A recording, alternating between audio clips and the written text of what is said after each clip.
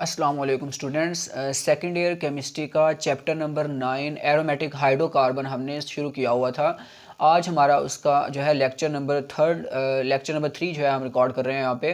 तो पहले लेक्चर में हमने एरोमेटिक हाइड्रोकार्बन का इंट्रोडक्शन पढ़ा था और सेकंड लेक्चर में हमने जो है एरोमेटिक हाइड्रोकार्बन का नोमेनक्लेचर पढ़ा था। ठीक है, आज हम क्या करेंगे यहाँ पे बेंजीन की डिस्कवरी और उसके बाद जो है स्ट्रक्चर ऑफ बेंजीन को हम क्या करेंगे, स्टडी करेंगे। तो सबसे पहले हम यहाँ पे डिस्कवरी देखते हैं। साइंटिस्ट हमारे पास था माइकल फैराडे, जिसने 1825 में बेंजीन को डिस्कवर किया। He found in gas produce by destructive distillation of vegetable oil, यानी कि उसने बेंजीन जो है जब वो वेजिटेबल ऑयल की डिस्ट्रक्टिव डिस्टिलेशन कर रहा था, ठीक है, उसके दौरान जो है इसने जो है इसकी क्या की, डिस्कवरी की। और अब डिस्ट्रक्टिव डिस्टिलेशन बेसिकली क्या होता है, हमने जो है पढ़ा हुआ है चैप्टर नंबर 7 में हमने पढ़ा था। डिस्ट्रक्टिव डिस्टिलेशन के हमारे पास क्या होती है, strong heating of material in the absence of air, यानी कि एयर की गैर मौजूदगी में हम किसी भी मटेरियल की जब हम जो है हीटिंग कर रहे होते हैं उसको हम किसका नाम देते हैं, डिस्ट्रक्टिव डिस्टिलेशन का नाम देते हैं। उसके बाद जो है वो कहते हैं 20 ईयर्स लेटर फाउंड इन कोल तार बाय हॉफमैन। अब हॉफमैन एक नेक्स्ट और साइंटिस्ट था जिसने 20 साल बाद इसे कोल तार में पाया। ठीक है, उसके बाद जो है स्ट्रक्चर ऑफ बेंजीन की बात करते हैं। तो इसमें आपने 3 पॉइंट्स याद करने हैं। ठीक है, मॉलिक्यूलर फार्मूला जो हमारे पास आ रहा है, ठीक है, कैसे हमने इसका मॉलिक्यूलर फार्मूला जो है हमें पता चला बेंजीन का। ठीक है, तो इसमें 3 पॉइंट्स याद रखने। सबसे पहले पॉइंट जो हमारे पास आ रहा है वो कहते हैं empirical formula is determined by elemental analysis.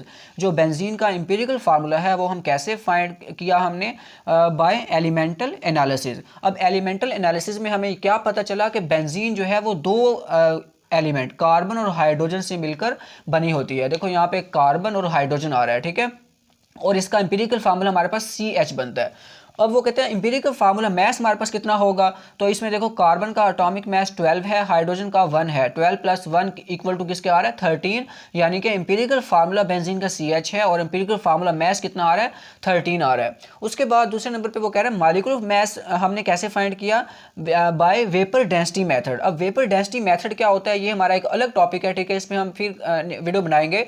तो फिलहाल आपने यहाँ पे नाम याद रखना है कि बेसिकली जो इसका बेंजीन का मॉलिक्यूलर मैथ है वो हम कैसे फाइंड करते हैं, वेपर डेंसिटी मेथड के जरिए। अब वेपर डेंसिटी मेथड के जरिए हमें जो मॉलिक्यूलर मैथ मिला बेंजीन का वो कितना मिला, 78।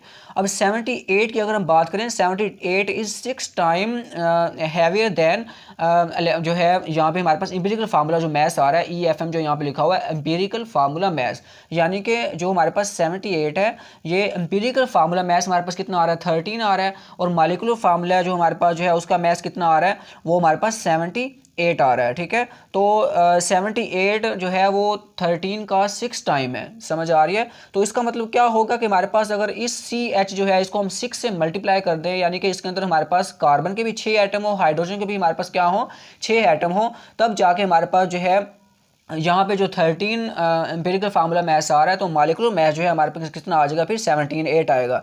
यानी कि मॉलिक्यूलर फार्मूला जो है वो किसके इक्वल आ रहा है, C6H6 के इक्वल आ रहा है। उसके बाद वो कहते हैं molecular formula shows that it is highly unsaturated compound, यानी कि बेंजीन का मॉलिक्यूलर फार्मूला हमारे पास क्या है, C6H6 है। जो ये हमें क्या बताता है, वो कहते हैं it shows that it is highly unsaturated compound. अब हमें ये कैसे हमने बता दिया कि ये हमारे पास जो है मॉलिक्यूलर फार्मूला को देखते हुए हमें कैसे पता चल गया कि हाईली अनसैचुरेटेड कंपाउंड है। इसकी आपने जो है ना, इसकी वजह क्या है, देखो बेसिकली हमारे पास जो है डिपेंड कर रहा होता है जो है, अब बेंजीन को जो हमारे पास हाइड्रोजन टू कार्बन रेशो होती है वो बहुत कम होती है। हाइड्रोजन टू कार्बन रेशो यहाँ पे क्या है, कम है। मैं इसकी मिसाल आपको यहाँ से देता हूँ। जैसे एक मिसाल है अल्केन है, अल्केन में 6 कार्बन वाला जो कंपाउंड है उसमें हाइड्रोजन की तादाद कितनी है, 14 है। और अल्केन हमारे पास क्या होते हैं, सैचुरेटेड होते हैं। और अल्कीन के अंदर देखो 6 कार्बन वाले कंपाउंड में हाइड्रोजन की तादाद कितनी है, 12। अब ये क्या है, अनसैचुरेटेड कंपाउंड है, यानी कि देखो हाइड्रोजन की तादाद कम हो गई है यहाँ पे। अल्काइन में देखो हाइड्रोजन की तादाद देखो कितनी है, 10 है, यानी कि 6 कार्बन वाले कंपाउंड में हाइड्रोजन की तादाद कितनी आ रही है, 10 आ रही है। यानी कि पहले हमारे पास जो पहले वाला अल्केन वाला है वो सैचुरेटेड कंपाउंड है। ठीक है, आगे जैसे हम बढ़ते जा रहे हैं hydrogen to carbon ratio alkane की बहुत ज़्यादा है। देखो यहाँ 14 हाइड्रोजन है, 6 कार्बन है, यहाँ पे हाइड्रोजन कम हो गए हैं। ठीक है, यहाँ पे हाइड्रोजन और कम हो गए हैं। अगर हम बेंजीन की बात करते हैं तो बेंजीन में सबसे कम है हाइड्रोजन। ठीक है। तो जैसे जैसे हाइड्रोजन टू कार्बन रेशो हमारे पास कम होती जा रही है, तो जो हमारे पास यहाँ पे सैचुरेटेड नेचर है वो किस में जा रही है, अनसैचुरेटेड में कन्वर्ट होती जा रही है। अगर हम बेंजीन को देखते हैं तो बेंजीन में हाइड्रोजन टू कार्बन रेशो सबसे कम है, इसमें 14 हाइड्रोजन है, इसमें 12 है, इसमें 10 है। बेंजीन में कितने आ रहे हैं, 6 आ रहे हैं। तो इस हिसाब से जो है क्या कहा गया कि molecular formula shows that it is highly unsaturated compound. ठीक है। तो यानी कि हमारे पास जो बेंजीन का मॉलिक्यूलर फार्मूला देखते हुए यही बोला गया कि बेंजीन हमारे पास जो है वो क्या है, हाईली अनसैचुरेटेड कंपाउंड है। अच्छा, आगे हमारे पास जो है बेंजीन के स्ट्रक्चर की बात करते हैं। तो बेंजीन के लिए दो पॉसिबल यहाँ पे स्ट्रक्चर दिए गए, ठीक है, यानी कि straight chain structures rule out. तो इसका मतलब क्या है, शुरू में बेंजीन के जो है दो स्ट्रक्चर जो बताए गए वो बेसिकली स्ट्रेट चेन स्ट्रक्चर बताए गए थे। ठीक है। लेकिन जो है स्ट्रेट चेन स्ट्रक्चर जो है वो बेसिकली क्या कर दिए गए, जो है उनको रिजेक्ट कर दिया गया।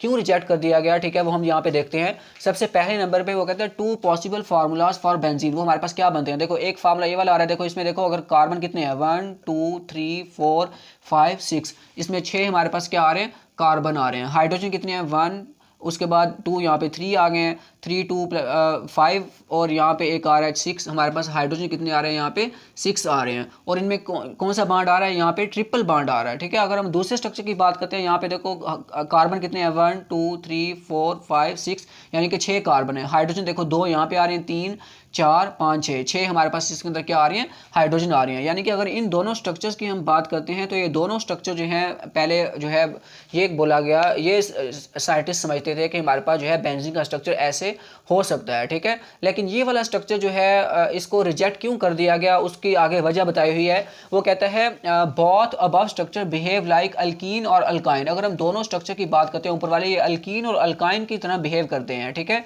कैसे, वो कहते हैं ऑक्सीडाइज्ड बाय KMnO4 सोल्यूशन। ये जो दोनों हमारे पास गिवन कंपाउंड है, ठीक है, ये क्या होते हैं, KMnO4 सोल्यूशन से ऑक्सीडाइज हो जाते हैं। अब आपने जो है ना, हमने चैप्टर नंबर 8 में भी पढ़ा हुआ है। ठीक है।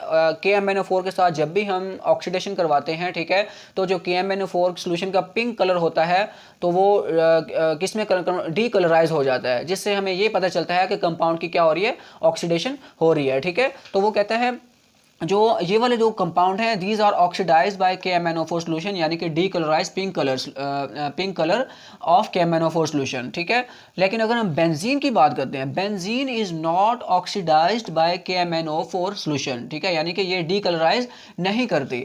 यानी कि जो अबव हमारे पास दो यहाँ पे मेंशन्ड स्ट्रक्चर हैं, ठीक है, उनको रूल आउट क्यों किया गया, क्योंकि ये KMnO4 के साथ हमारे पास जो है ऑक्सीडाइज हो रहे हैं। लेकिन अगर हम बेंजीन की बात करते हैं, ये ऑक्सीडाइज KMnO4 के साथ नहीं होती। ठीक है। अब जो है जाहिर बात है, अगर वो ऑक्सीडाइज नहीं हो रही, इसका मतलब क्या है, वो ये तो हमारे पास स्ट्रक्चर हो ही नहीं सकते। उसके बाद वो कहते हैं benzene give addition reaction with H2 and X2। ठीक है। X2 यानी कि हेलोजन। वो कहते हैं बेंजीन जो है वो एडिशन रिएक्शन देती है, किसके साथ, हाइड्रोजन के साथ और हेलोजन के साथ। अब एडिशन रिएक्शन जो है वो किसकी प्रॉपर्टी है, अनसैचुरेटेड कंपाउंड की। जैसे एक मिसाल है, यहाँ पे मैं अल्कीन ले रहा हूँ। अल्कीन हमारे पास एक अनसैचुरेटेड कंपाउंड है। जब हाइड्रोजन के साथ इसका रिएक्शन करवाया जाता है तो ये एडिशन प्रोडक्ट देती है। देखो हाइड्रोजन ऐड हो जाते हैं और हमारे पास क्या बन जाती है, अल्केन बन जाती है। तो ये जो एडिशन रिएक्शन है ये अनसैचुरेटेड कंपाउंड की प्रॉपर्टी है। तो एडिशन रिएक्शन बेंजीन यहाँ पे क्या कर रही होती है, शो कर रही होती है। उसके साथ साथ वो कहते हैं benzene give substitution reaction with HNO3 H2SO4। यानी कि बेंजीन हमारे पास एडिशन रिएक्शन दे रही है, इसका मतलब क्या है कि वो अनसैचुरेटेड है। ठीक है। उसके साथ साथ बेंजीन सब्स्टिट्यूशन रिएक्शन भी दे रही है। अब हमें पता है जो सब्स्टिट्यूशन रिएक्शन है, it is a property of saturated hydrocarbon, यानी कि अल्केन की प्रॉपर्टी है। तो यानी कि जहां वो एडिशन रिएक्शन अनसैचुरेटेड कंपाउंड की प्रॉपर्टी को शो कर रही है, वहां वो सैचुरेटेड कंपाउंड की प्रॉपर्टी को भी शो कर रही है। कैसे, सब्स्टिट्यूशन रिएक्शन यहाँ पे देके। और सब्स्टिट्यूशन रिएक्शन हमारे पास क्या होती है, in which hydrogen of alkanes are replaced by any other reagent. ठीक है। इसमें हमारे पास जो है बेंजीन हमारे पास क्या होती है, सब्स्टिट्यूशन रिएक्शन जो है वो दे रही होती है, यानी कि सैचुरेटेड भी शो कर रही होती है, अनसैचुरेटेड भी शो कर रही होती है। अगर हम इन स्ट्रक्चर की बात करते हैं, ये दोनों स्ट्रक्चर जो है ये हमारे पास क्या करते हैं, एडिशन रिएक्शन तो दे देते हैं, सब्स्टिट्यूशन रिएक्शन नहीं दे रहे होते। इसका मतलब क्या है, ये वाले जो हमारे पास पॉसिबल स्ट्रक्चर है बेंजीन के लिए, ये तो बिल्कुल भी नहीं हो सकते। ठीक है। क्योंकि ये सब्स्टिट्यूशन रिएक्शन नहीं देते, एडिशन रिएक्शन दे रहे हैं लेकिन सब्स्टिट्यूशन रिएक्शन नहीं दे रहे। उसके बाद जो है वो कहता है स्ट्रेट चेन स्ट्रक्चर जो है इसमें हमारे पास 3 मोनो सब्स्टिट्यूटिव प्रोडक्ट होते हैं।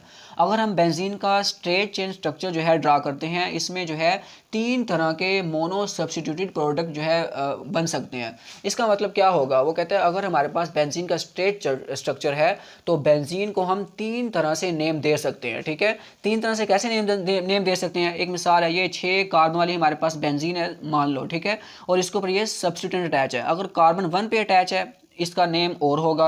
अगर सब्स्टिट्यूएंट कार्बन 2 पे अटैच है, इसका नेम और होगा। अगर सब्स्टिट्यूएंट कार्बन 3 पे अटैच है, इसका नेम और होगा। और यही तरीका हम उधर से भी स्टार्ट कर सकते हैं। ठीक है, तो यानी कि अगर स्ट्रेट चेन स्ट्रक्चर है तो बेंजीन को हम 3 तरह से जो है वो नेम दे सकते हैं। ठीक है, तो लेकिन वो कहते हैं benzene give only 1 mono substituted product. लेकिन इन एक्चुअल, ठीक है, एक्चुअल में जो बेंजीन है बेसिकली वो जस्ट मोनो सब्स्टिट्यूटेड प्रोडक्ट देती है। यानी कि आप सब्स्टिट्यूटेंट जो है जिस मर्जी कार्बन पे अटैच हो, बेंजीन का जो नेम है वो एक ही आता है। ठीक है, मतलब चाहे वो कार्बन 1 पे अटैच हो, 2 पे अटैच हो, 3 पे अटैच हो, 4 पे अटैच हो, 5 पे अटैच हो या 6 पे भी अटैच हो, तो हर लिहाज से जो बेंजीन का स्ट्रक्चर होगा वो मोनो सब्स्टिट्यूटेड जो है फॉर्म में होगा।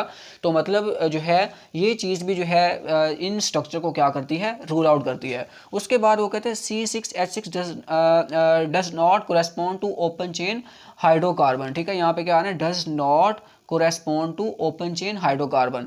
वो कहते हैं जो हमारे पास अगर हम इन ओपन चेन की स्ट्रक्चर की बात करते हैं तो बेंजीन जो है इन हाइड्रोकार्बन से बिल्कुल भी नहीं मिल रही। देखो कैसे, देखो एक मिसाल है, अल्केन है, इनका जनरल फार्मूला हमारे पास है CnH2n+2। उस हिसाब से अल्केन में 6 कार्बन वाले का हमारे पास जो फार्मूला बनता है, जो वो क्या बनता है, C6H14।